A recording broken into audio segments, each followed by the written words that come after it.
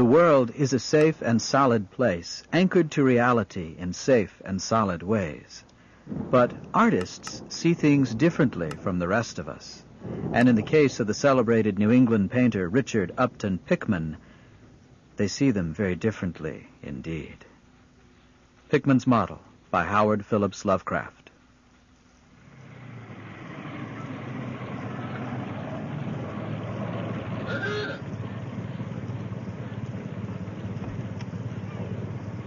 You needn't think I'm crazy, Elliot. There's others with stranger prejudices than mine. Oh, go on. Laugh at Oliver's grandfather. He won't even ride in a car. If I don't like that damn subway, it's my own business. We got here faster in the taxi anyhow. It's just that you seem more nervous than when I visited you last year, Uncle. Well, you don't need to hold a clinic over me. Your coach, gentlemen? Yes. There's plenty of reason for my nerves, Elliot. I'm lucky to be sane at all. You can talk to me, you know, Uncle Ned. We've always been more like friends than relatives, and if I've learned anything from that damn prep school, it's how to keep my trap shut. Oh, yes. I heard the official version of your little problem there. Well, if you ever feel like you need a father confessor, you can fill me in on the details. A fan dancer, wasn't she? I don't want to talk about it. Not yet, anyhow. But you'll be the first to read the novel. These chairs all right? Oh, of course. Waiter, brandy and soda, please. Yes, sir. Elliot, that too. Very dry martini for me.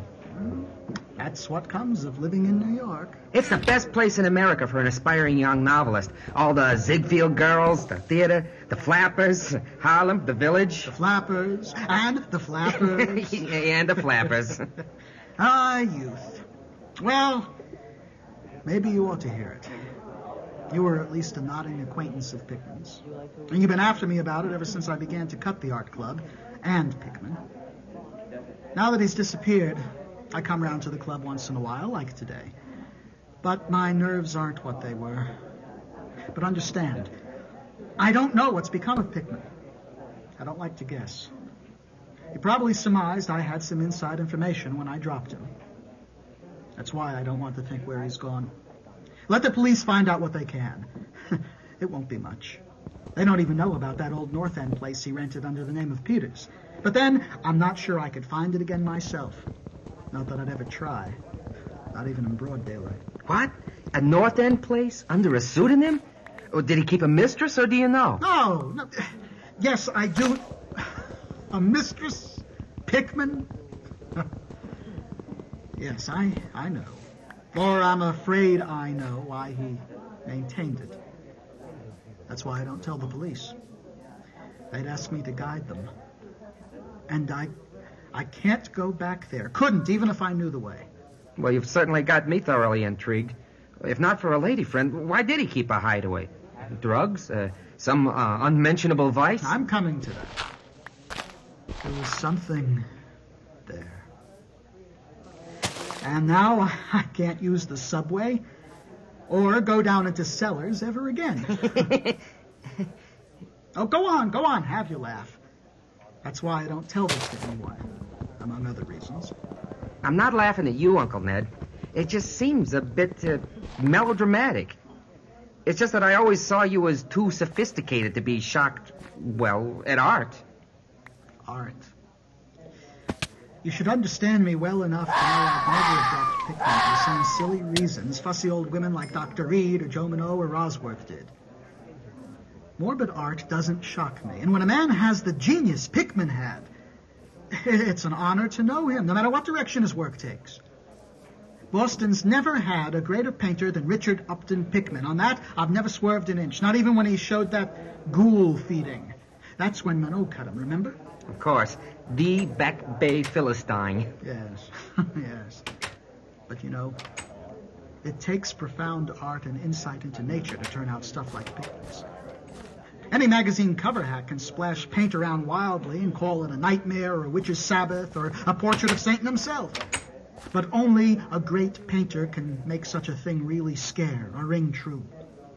Only a real artist knows the actual anatomy of the terrible, the physiology of fear, the exact sort of lines and proportions that connect up with hereditary memories of fright, the color contrasts, the lighting to stir the dormant sense of strangeness. A Fuseli, a Goya can truly bring a shiver, while the Weird Tales cover merely makes us laugh. Doré had it, Blake had it, and Pickman had it as no man ever had it before. Or, I hope to God, ever will again. Your drinks, gentlemen. Oh, put it on my tab. And, for you... Thank you, sir. You're very generous. Just steer newcomers to some other corner. And freshen our drinks in a bit. Yes, sir. You know, in ordinary art, there's all the difference in the world between the vital, breathing things drawn from nature or models and the artificial truck commercial small fry reel off in a bare studio by rule. The really weird artist has a kind of vision which summons up scenes, models, from the spectral world he lives in. If I had seen what Pickman saw... Oh, no, I wouldn't be alive if I'd seen what that man saw. God, time for a drink before we get any deeper here. You recall Pickman's forte was faces. I don't believe anybody since Goya could put such sheer hell into a twist of expression. And before Goya, you have to go back to whoever did the gargoyles for Notre Dame. They believed all sorts of things back in the Middle Ages. Maybe they saw all sorts of things, too. It was a curious time. I remember your asking Pickman once yourself, the year before you went off to Princeton, where in hell he got such ideas. Wasn't that a nasty laugh he gave you? What a young fool I was then. Every artist and every medium must hear that line 100 times a year. Well, it was partly because of that laugh that Reed dropped him. He'd taken up comparative pathology and was full of pompous nonsense about the bioevolutionary significance of this or that mental or physical symptom.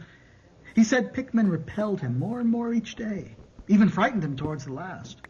He talked a lot about diet, said Pickman must be abnormal and eccentric to the last degree. He wrote me that the fella's features were developing in a way that wasn't human.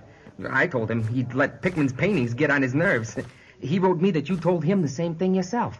So I did. But then I didn't drop Pickman for such conventional reasons. My admiration for him kept growing. Ghoul feeding was a tremendous achievement. As you know, the club wouldn't exhibit it, and the Museum of Fine Arts wouldn't accept it as a gift. Nobody would buy it. Pickman had it right in his house till he went. Now his father has it up in Salem. You know, Pickman comes from old Salem stock.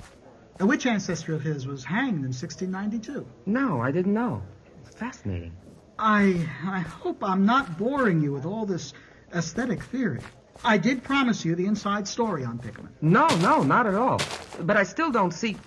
If you were such an admirer, why did you drop him? I got into the habit of calling on him quite often. His work had put the idea of a monograph on weird art into my head. He was a gold mine of ideas. He showed me all the paintings, drawings, pen and ink sketches he had about. Those would have got him kicked out of the club now. Before long, I was pretty nearly a devotee and listened long hours like a schoolboy to art theories and philosophic explanations wild enough to qualify him for the Danvers Asylum. One evening, he hinted that if I were fairly close-mouthed and none too squeamish, he might show me something unusual.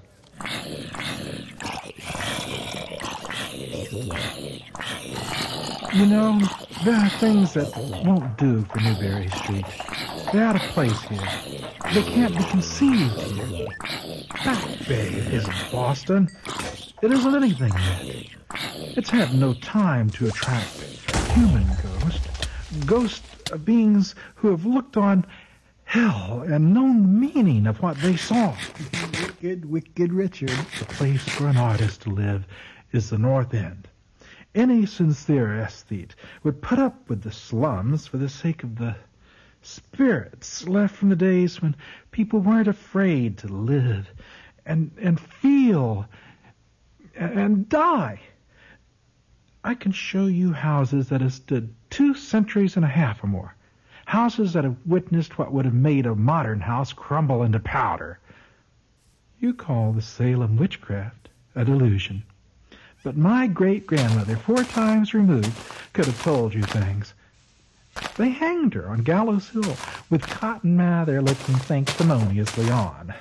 I wish someone had sucked his blood in the night. I could show you a house he feared to enter, in spite of all his fine, bold talk.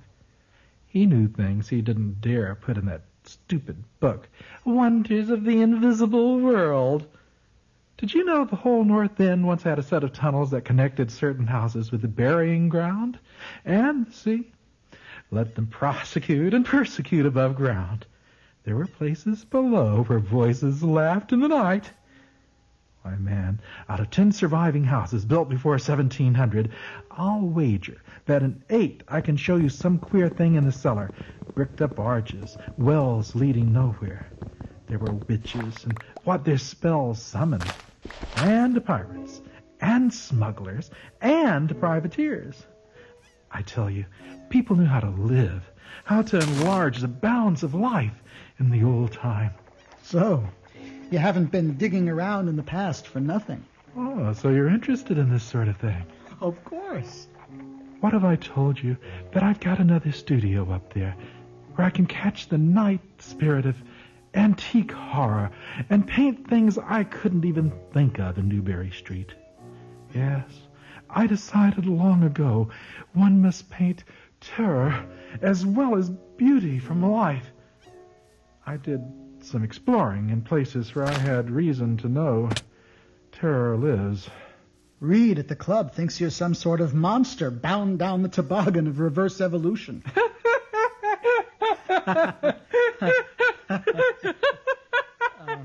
You said another studio? It isn't so very far from the elevated as distance goes, but it's centuries away as the soul goes. The windows are boarded up, but I like that. I don't want daylight for what I do. I paint in the cellar. I think you'd enjoy the pictures. I've let myself go a bit there. If you're game, I'll take you there tonight. Well, Elliot, there wasn't much for me to do after that harangue but hail down the first vacant cab we saw. I didn't keep track of the cross streets. I can't tell you which one we turned up. When we did, we climbed through the oldest, dirtiest, most deserted alley I ever saw, with crumbled gables, broken windows, and archaic chimneys that stood half disintegrated against the moonlit sky. I don't believe there were 3 houses in sight that hadn't been standing in Cotton Mather's time. Pickman produced a flashlight and revealed an antediluvian 10-paneled door that looked damnably worm-eaten. He ushered me into a barren hallway with worn dark oak paneling. He took me through a door on the left, lit an oil lamp, and told me to make myself at home. Uncle, you're trembling. Here, let me fresh up your drink. A silver flask? With good Canadian whiskey. No moonshine rot gut. Oh, that is good.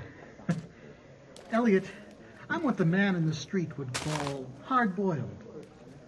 But what I saw on the walls of that room, they were his pictures, the ones he couldn't paint or even show in Back Bay.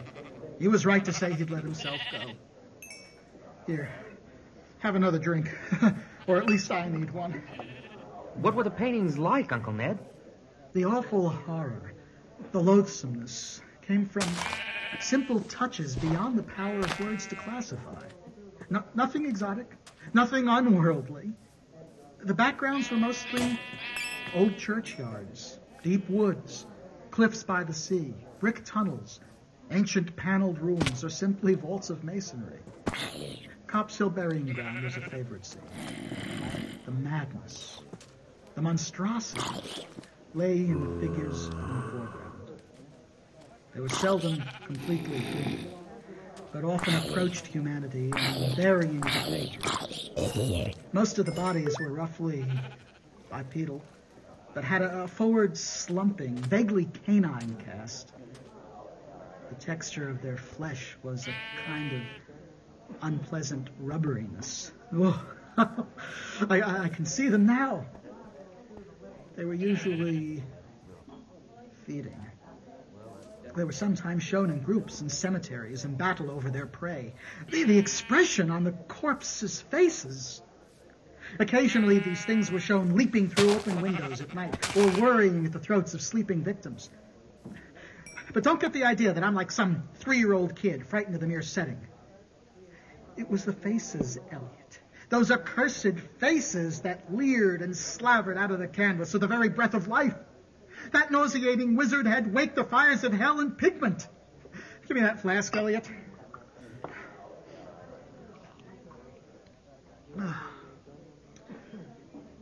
I began to see a hideous relationship in the face of the human and the non-human figures. He was establishing a gradation of morbidity between the frankly non-human and the degradedly human, a sardonic evolution. These dog things were developed from mortals.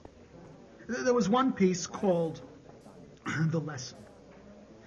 Can you fancy a squatting circle of nameless dog-like things in a boneyard, teaching a small human child how to feed? Some had exchanged their young with mankind, changelings. There was a picture of a Puritan family sitting about while the father read from Scripture. Every face but one, showing nobility and reverence. But that one reflected the mockery of the pit. It was the kin of the unclean things.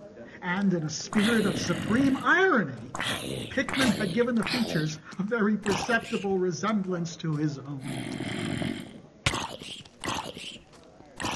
He then asked if I would care to see his modern studies. I hadn't given him my opinions. I was speechless with fright and loathing. He felt highly complimented. I thought I'd just about recovered my wind and gotten used to those pictures, which turned colonial New England into a kind of annex of hell. But that next room forced a real scream out of me. This chamber brought horror right into our own daily life. God, how that man could paint!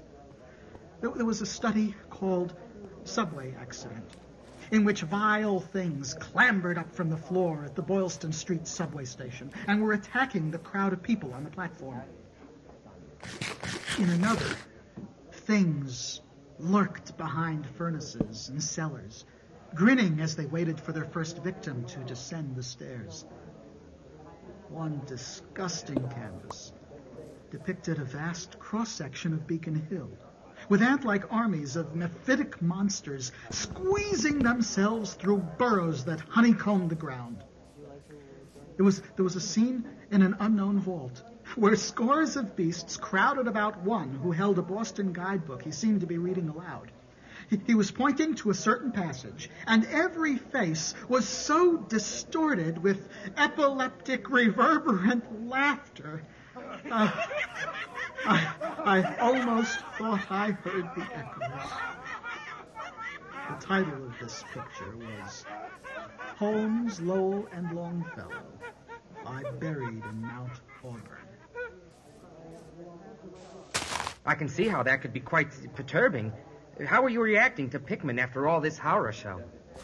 I saw his utter inhumanity, his callous cruelty clearly now. He must be an enemy of all mankind to take such glee in the torture and degradation of brain and flesh. The paintings terrified because of their very greatness. Their art was the art that convinced. We saw the demons themselves and feared them. The odd part was, Pickman got none of his power from bizarrerie. Nothing exaggerated. Details were almost painfully defined, and the faces, pandemonium itself. The man was not a fantasist at all. He coldly and sardonically reflected some stable, mechanistic, and well-established horror world which he saw full on.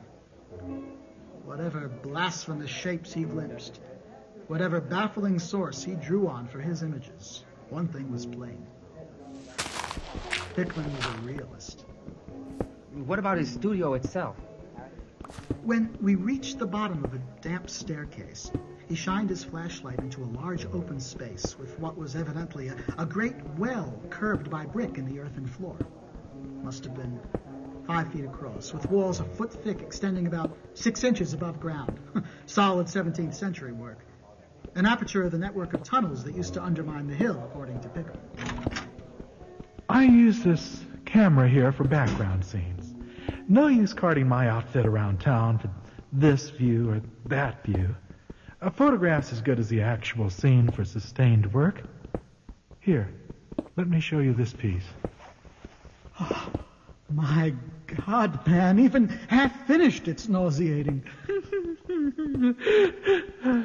Come into my main studio here. I'll show you the piece de resistance, the culmination of a life's energy spent. Well, judge for yourself. It's like being in Beelzebub's own picture gallery. Is this huge canvas the one? That's the one. Jesus, God. I didn't know Earth could hold a dream like that. Elliot, it was a colossal, nameless blasphemy with glaring red eyes. In its bony claws, it held a thing that had been a man, gnawing at the head like a child nibbling a stick of candy. My God, the mold-caked body, the hooved feet, it glared and gnawed and glared. It would take a glimpse into the netherworld, a suspension of nature's laws, to let a man paint a thing like that without a model.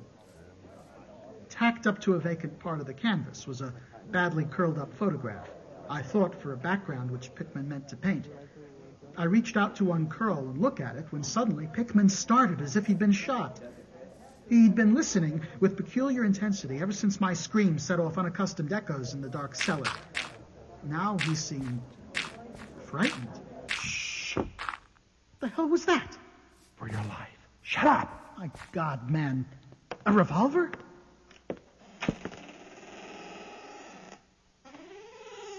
He stepped out into the main cellar, gun in hand, shutting the door behind him. Nya Ria Cthulhu Patan!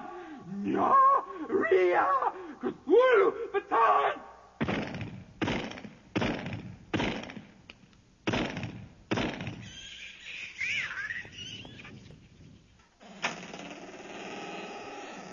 Damn rats. God knows why they eat Thurber. These tunnels touch the graveyards, but they must be running short. They want it out. Best not to yell down in these old places, though it draws things that are a positive asset by way of atmosphere and color. Waiter! Coffee here. Coffee for me and my nephew. Well, Elliot, that was the end of my night's adventure. Well, he promised to show you his place. I guess he did. But did you get home all right? Oh, yes. Pickman led me out of that dark maze, past old tenements, streets full of cars with gangsters heading for the odd speakeasy, and churches open to the street, the kind where you see bizarre scenes of unfamiliar religious rituals practiced nocturnally by strange families of immigrants.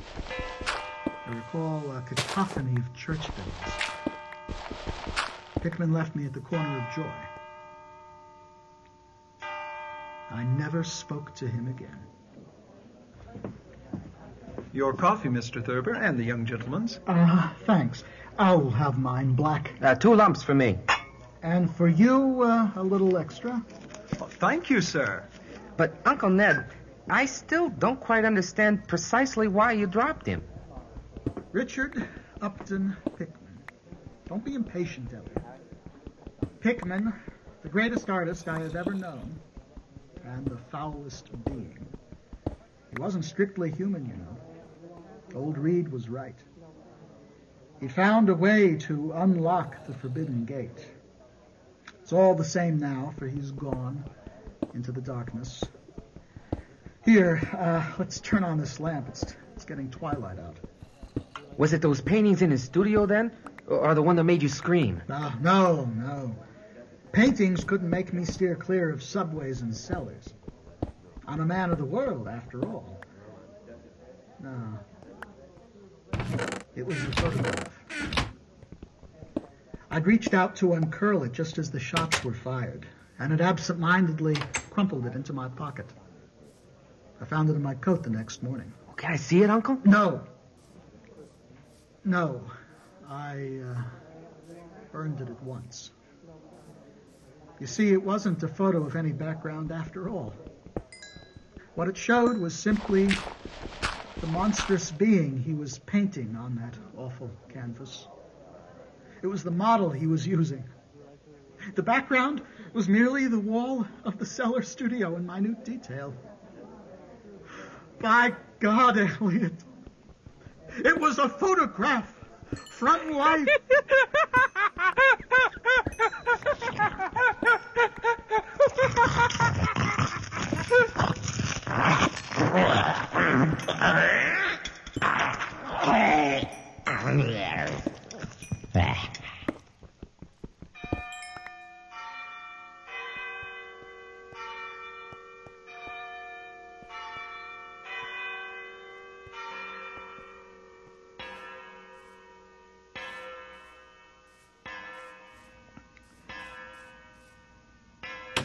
Pickman's model was adapted by Burl Boykin and featured Doug Kay as Ned, Ross Milkey as Elliot, Burl Boykin as Richard Upton Pickman, Walter Reeves as the doorman and the waiter, and Julian P. Reed as the monster. Directed by Burl Boykin, engineering and soundscaping by Henry Howard. Pickman's model is a joint project of the Centauri Express, the Atlanta Radio Theater Company, and Horror House.